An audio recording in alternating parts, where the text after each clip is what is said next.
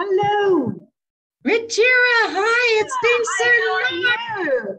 Good to see you. Oh, how are you? Really lovely to see you too. I miss you very much.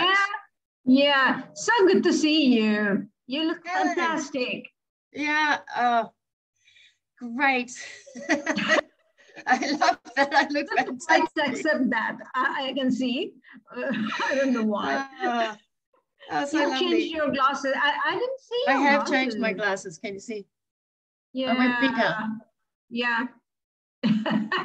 You look fantastic, really. Oh, are we seeing you at the forum? I hope so. I hope so. We are, still working on the abstracts. Okay, yeah. I haven't seen any abstracts. Claudia, hi. Hi, Claudia. Hi, Helen. Hi, Brian. Hi, everybody. Sylvie. Hi, everyone. Amy. Hi. Aaron. How are you? Good. Lovely to see everybody. Hello. Good morning. Good morning. Sylvie. Is that Sylvie? Oh my gosh. Hi. Oh. So let me just get my thing in order. Yeah.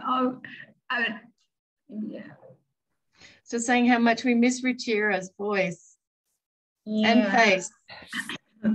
And you all look so different now, with different haircuts. Is that why you're saying older? White hair. Yeah. I'm still dying mine.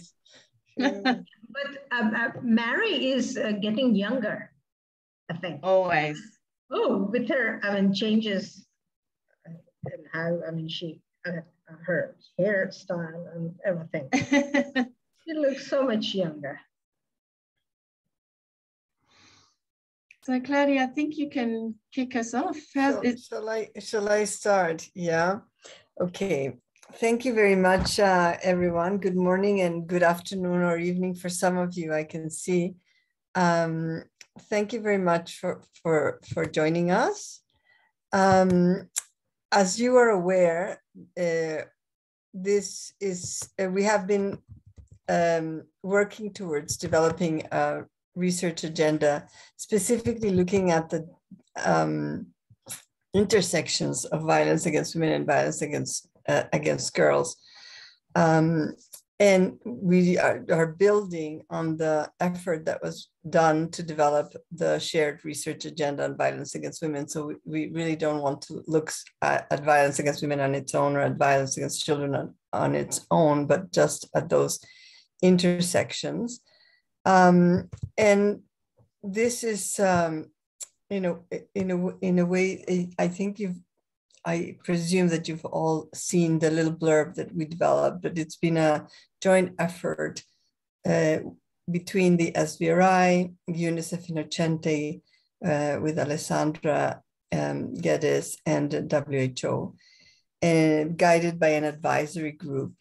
And what we want to do is to really have an open democratic process that involves as many global stakeholders as we can bring on board, like all of you, to really make this as broad and as transparent and democratic an exercise as we can, not just researcher-led, but really informed by also the priorities of people who are working in the field.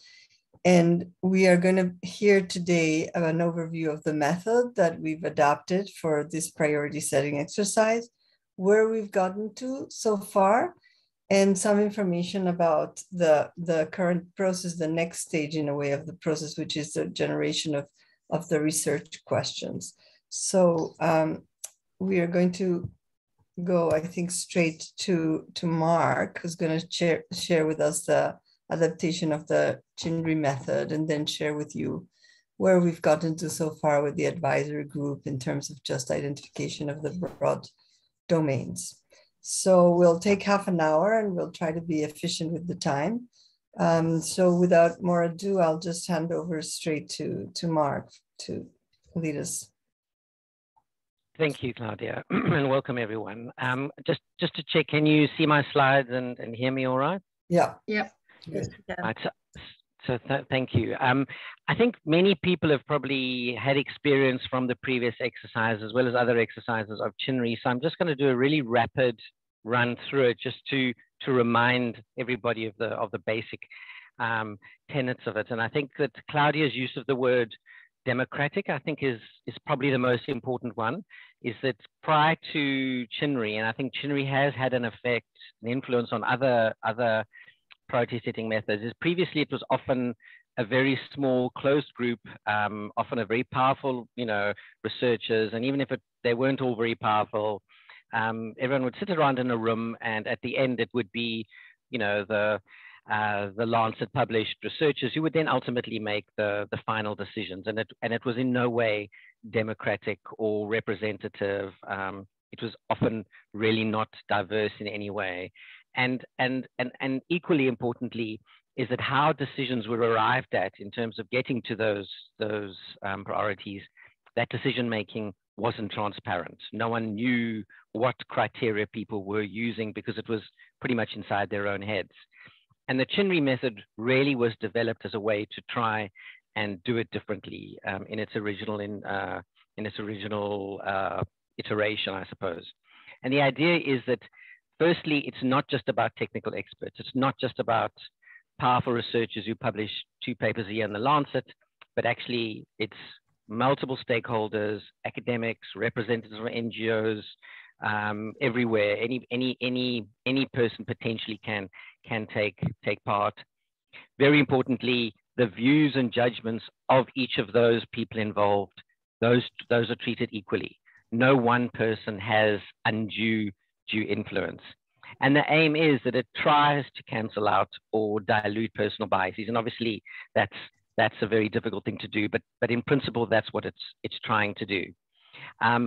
When I talk about the way forward, I'll talk a little bit more about this, but part of that transparency and about trying to look at how people think about this is the criteria by which a set of potential research options is scored.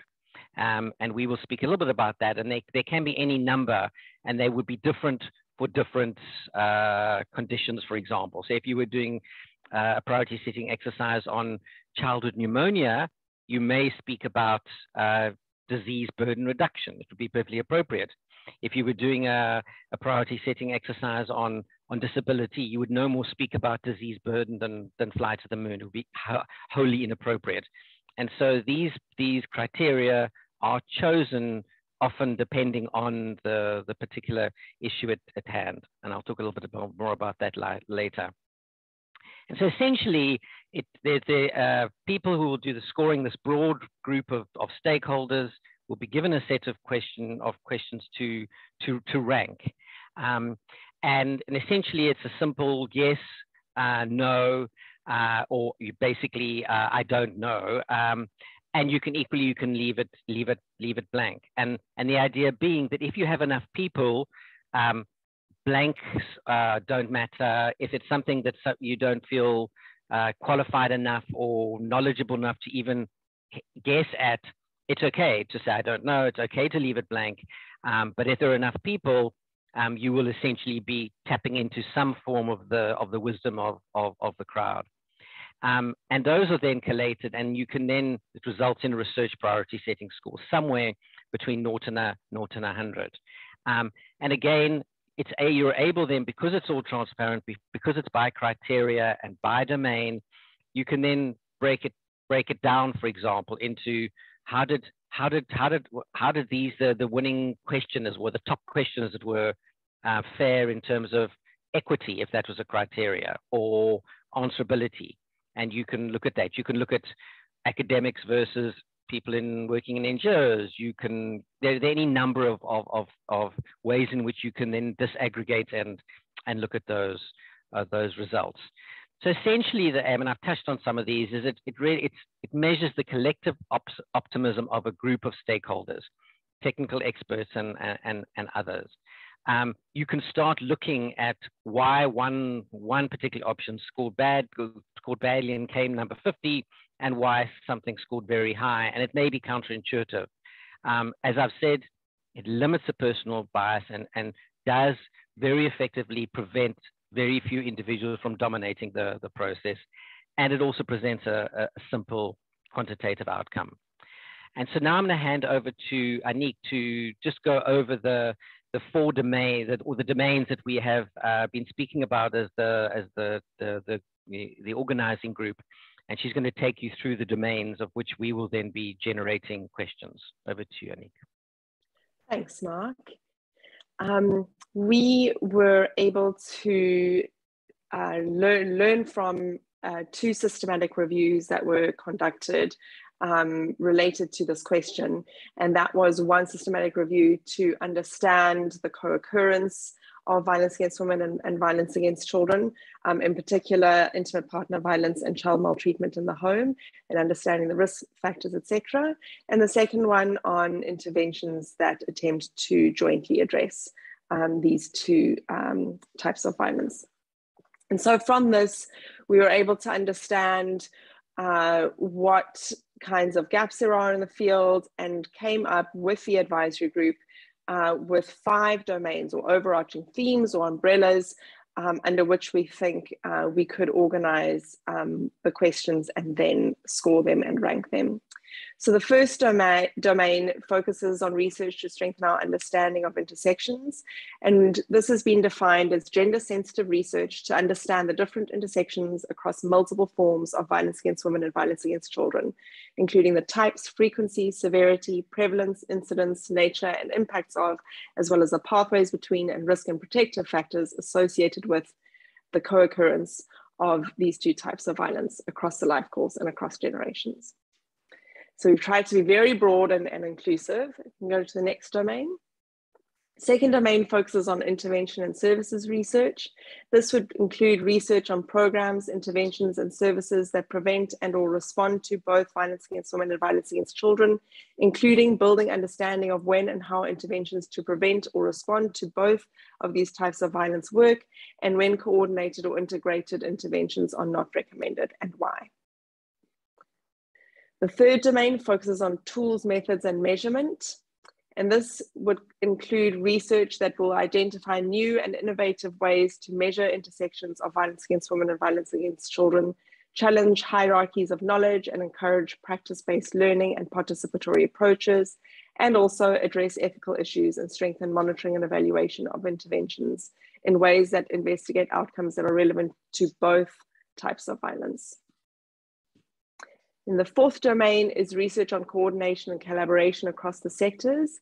And this would include research questions that would look into the challenges and facilitating factors and coordination and collaboration across sectors at multiple levels, as well as research that provides insights into shared language, common values and principles, and helps to address so-called thorny issues, such as mandatory reporting, parental alienation, and others.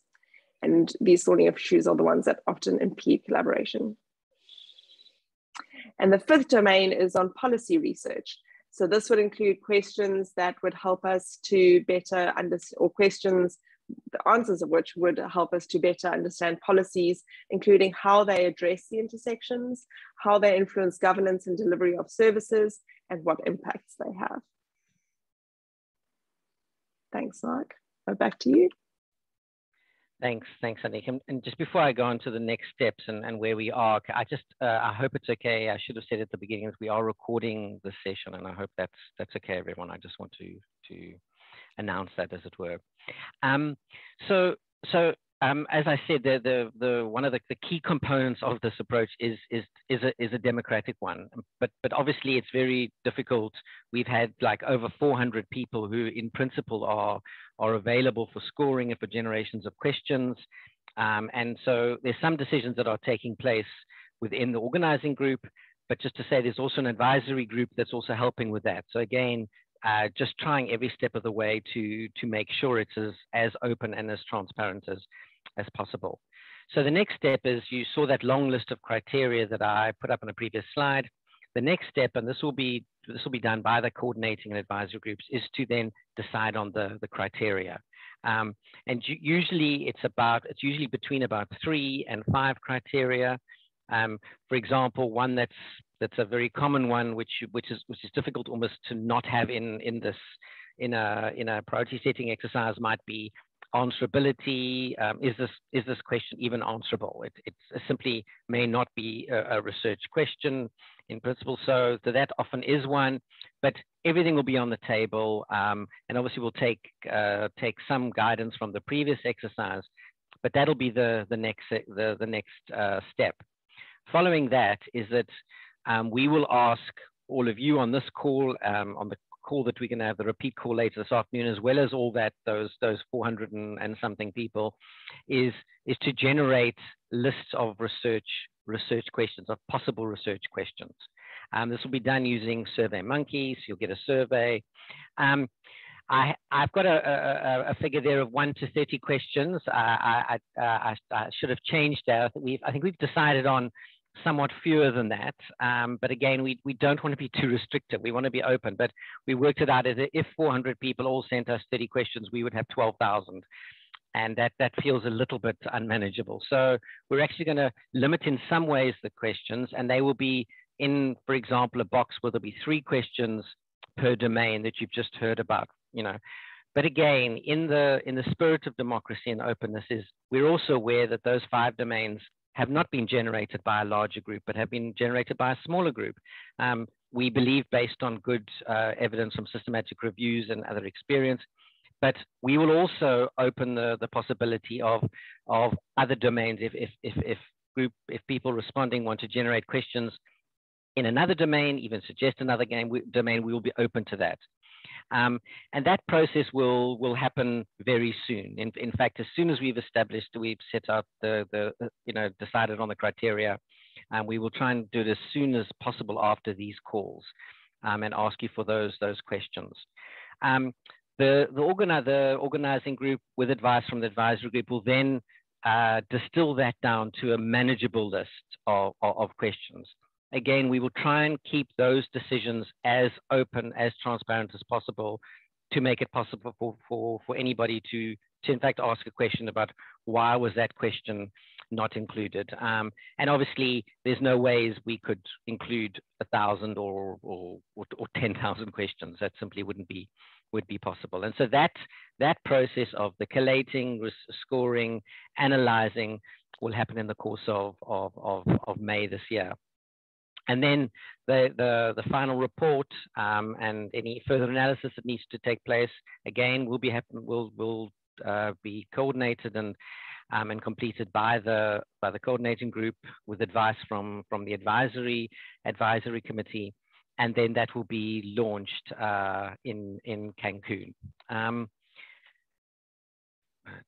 slides aren't moving. So this is just a summary of the process. And just to say, these slides, as well as a description of the process, as well as a section on frequently asked questions, for example, will be posted on the SVRR website. And I'm presumably, I don't know, Claudia and Alessandra and WHO and UNICEF, I'm not sure. But they will be open for anybody. And in fact, we can also, if you get in touch with Shanice, who's on the call, we can obviously share these with anybody as well. So now I'll leave that on while Anik handles any questions from those of you on the call. Thank you. Over to you, Anik. Thanks so much, Mark. I already see one question in the chat from Kudeja. I'm sorry if I've said your name incorrectly. You've asked for a bit more explanation around the distinctions between domain 2 and 4, and I'm happy to jump in with attempting to answer that question. So domain 2 is focusing on the intervention and services research. So that would be implementation science, and understanding the process evaluations and impact and outcomes evaluations. So understanding what effects the interventions have, whereas domain 4 is broader and looking at how can these two sectors coordinate or collaborate in different ways. And it could be at the service level, it could be at the research level, it could be at the policy level, it could be at multiple levels. So it's not only focused on interventions. Surely we want to, there has been a lot of focus anyway on the intervention level and understanding how to do that better. but there is also this broader level. So I hope that clarifies. Then if we can go to Ruchira for your question. Thanks. I had the question. I was wondering when Mark said that everyone has equal voting power, or I should say, everyone has equal votes. So I was wondering that the proportion of experts is quite low. So how do we select the whole group of stakeholders if the proportion of experts is very low in that population?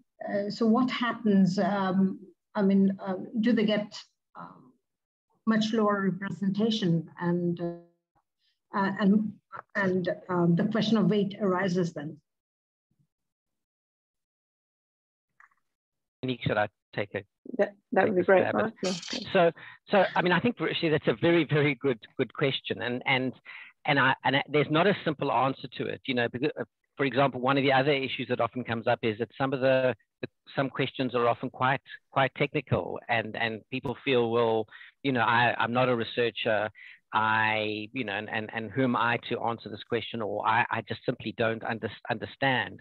And at its start, the idea, much of the CHNRI idea, and I think it has moved on from there. I'm not sure it's a big part of it anymore, but originally it used this concept from a quite a well-known book called The Wisdom of the Crowd, and it's based on those ideas where, if you remember those old fun fairs where people would have to guess the weight of a cow or something, or there's jelly beans in a jar and you guess, and any one person is going to be way off. But if you get about 25 to 30 people to guess the weight of that cow or the number of jelly beans, often it's incredibly accurate. And it's really based on that idea that technical experts may know a technical question about answerability. But in fact, if one of the other criteria is feasibility, for example, could this actually be done on the ground in this context? Very often that's much more than just a technical research question. It's actually, you know, people on the ground do know answers to that. So they may not ostensibly coming from a technical expert point of view, but actually they've got really strong technical expertise, but it's often not seen as technical. So the idea being is you try to make it as diverse as possible. You obviously don't want an exercise where it's there's one expert on research and 400 community health workers perhaps who've never done any specific research. But it's in my experience, it doesn't really matter as long as there's some level of diversity.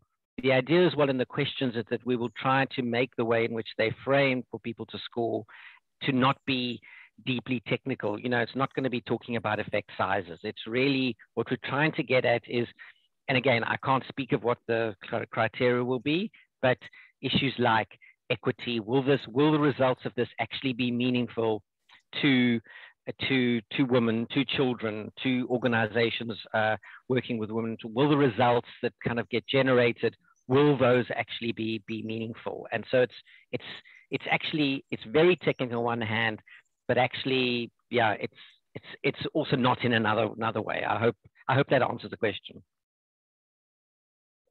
Ruchira, do you have a follow-up? I see you put your hand up again. Right. Right. I mean, from your example, I understand that this exercise should be done differently for different purposes. So it matters what we are driving at or what we want to get at. Because, I mean, when you talk about feasibility, then the audience or the participants we select would be probably different. But when we prioritize a research agenda, then maybe the audience may have, I mean, different types of groups of people may have different weights. So maybe in that sense, it's better to have some weights. Yeah, I don't know whether I could make myself clear or not. No, totally, Rishi. And I think that's a good point. And in the original, again, in the original CHNRI version, there was a way of trying to weight the views of stakeholders, but it proved actually incredibly complicated. And so, and it didn't work as well as it was hoped. And so part of the way in which we try to account for this, because and I'm not trying to sell CHNRI, it's got limitations like any other method. But when if you've got enough, let's say, for argument's sake, let's say 100 people complete all the scoring, and it's a really geographically diverse group and diverse in lots of other ways, that does give us quite a lot of power, as it were, to then start disaggregating. And we've done that previously, and sometimes it's quite interesting. So when you look at sort of, for example, people in high income countries versus low income, and you disaggregate that, for example, and you find that the number 1 for the high income drops to number 5 in the low income, that's interesting. Sometimes the drop in actual scores is quite low, but you are then able to start not waiting for it or really controlling for it, but at least you can get an idea about it. And I think importantly, the results of CHNRI are simply, it's a guide for people on the ground, donors, foundations, multilaterals, to say, wow, look at that. This is kind of interesting. Now, the question I really like, and the research question I want to approach, is actually only number 30 or 50. But in fact, it actually scored quite high on equity, but it really scored low on answerability. But I've got a 20-year view here, so I still think that's important. And that's really its value, that you can start disaggregating, see how different groups scored, and then at least make a little bit more of an informed decision than previously you might have been able to do. So I did see a question in the chat before you put your hand up, Claudia, so I just quickly want to answer that. But Helen asked if the policy research would include survivors' experiences of services and their views on improvements. It could, Helen. It all depends on what research questions we get from the field. And also, just to highlight, if you feel like your specific priority question doesn't fit into any of the domains, please use that other category. That's why we have highlighted, we have made that available, because we recognize that the domains may not include what the field sees as priorities. And so we would go back and redefine those, because we are committed to a transparent and democratic process. So Claudia, you seem to have disappeared from my... Yeah, I just wanted to compliment what Mark was saying about CHNRI, that one of the things also is really the transparency. So it's about being very clear who has participated, which are the different groups, who's represented, and linking it to Helen's question about survivors. I mean, I think that the field is open in terms of bringing also other people into the larger groups. So if there are specific groups or networks of survivors that we might have not included, and you think they can make an important contribution, then by all means, they can definitely be brought into the larger group. Yeah. Nick, can I say something? Sure. I mean, many of the people on the call, I actually, I've seen your names or been on previous calls, and all of you, I think, know Claudia and Alessandra and Liz and Anik, and are aware of you're not going to find a more democratic, transparent, open group of people. And so while the actual scoring will be done really properly, there are also options to in a sense, in the final report, have an appendix of other questions that were included that were sent but didn't kind of get to the final scoring, but that the advisory group or whatever felt are kind of important. And so there are ways of also including things like that to also increase visibility for certain areas. So that can also be done in a way to increase the transparency. Thank you so much. Thanks, everybody. I know we're coming to the end of our half an hour, very short input into the process of what we're doing. And Khadija, I see that you have a long comment there, and we will take it on board and respond to you and everybody by email. But I wanted to thank you all, because it's been incredible that you've been joined us today, and through the involvement, as Mark, Claudia, Anik has really highlighted, we do want to make sure this is a democratic and very transparent process, and it is a very democratic and transparent process, and that, you know, ensuring that we involve many diverse and different voices produces a much more relevant and much more nuanced research agenda, and that we do hope that by doing so, people will use it in a way that is most helpful to them in their own contexts. And you, as this global expert advisory group, are central to the success of this process. So we really do look forward to receiving your feedback on what you think the research questions are according to the domains. And Khadija, your point is very important, and we will take it on board. And that what you think should be driving forward the research agenda on the violence against children, violence against women intersections. And we are going to be putting in the chat the link in which we hope that there are other folk that you think should be included in this process, as Claudia said, and please invite them to join up, because we want those voices of folk that aren't normally involved in these processes. We don't want the senior, most important people in the room defining the agenda. We really want to make sure it's people who are doing research on the ground telling the world what is really important. And so that's why this process is essential. And so I would like to say thank you again for being with us, to the team on this call and the great work that we're doing. And we really look forward to having more conversations with you. If you have any questions, just reach out to us. Anik, do you want to put your email in the chat for that? And doing it now. Great. And again, please encourage your colleagues to sign up to be part of the process. The more people, the better the product. So thank you so very much. And I'm formally going to close. Lovely to see you all on this call. See you all again soon. Everyone. Thank you. Bye.